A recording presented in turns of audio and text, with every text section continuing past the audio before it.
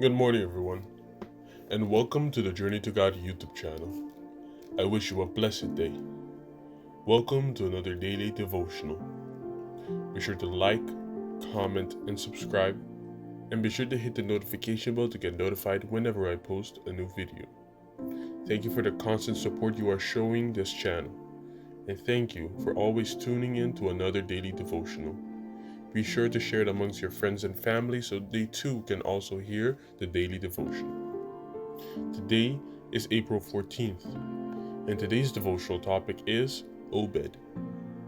Ruth chapter 4 verse 17 says, "Also, the neighbor woman gave him a name, saying, 'There is a son born to Naomi, and they called his name Obed. He is the father of Jesse, the father of David.'" When we know the end of a story, it seems like every moment should have necessarily happened that way. That is what happens with Joseph.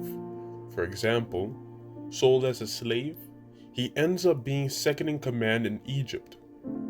We are fascinated with happy endings. The issue is that often the stories are not as happy as the ending.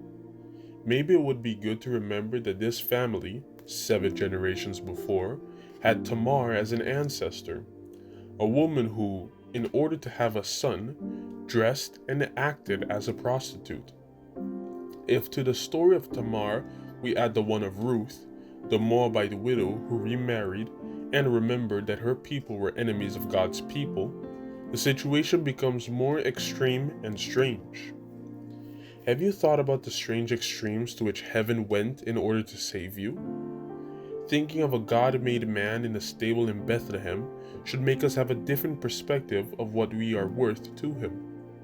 To think of a Messiah who chooses to sleep in a boat in the middle of the storm and not on a throne should make us see that he is committed to our everyday life.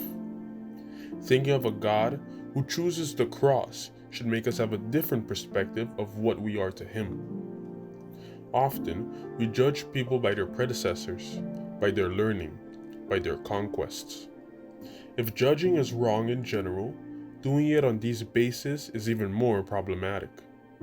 From this purely human perspective, if we could choose a family to receive the Messiah on this earth, I calculate that, with a woman like Tamar and a pagan one like Ruth, they would be disqualified. The good news that Obed, the grandfather of David and ancestor of Christ, gives us is that God does not worry about your story. He worries only for your future. When your past is not your best credential, remember that God offers a glorious future. He does not care about your origin. He does not care about your past mistakes. All of that he set aside in his heart when you gave yourself to him. In his hands, you are a new creature with a huge and clean future that extends, open and inviting, like a newborn child born in the small town of Bethlehem. Thank you for tuning into another daily devotional video. Be sure to like, comment, and subscribe. Turn on that notification bell. And if you have any questions or feedback, post them in the comment section where I'll be reading all of them. Thank you and have a blessed day.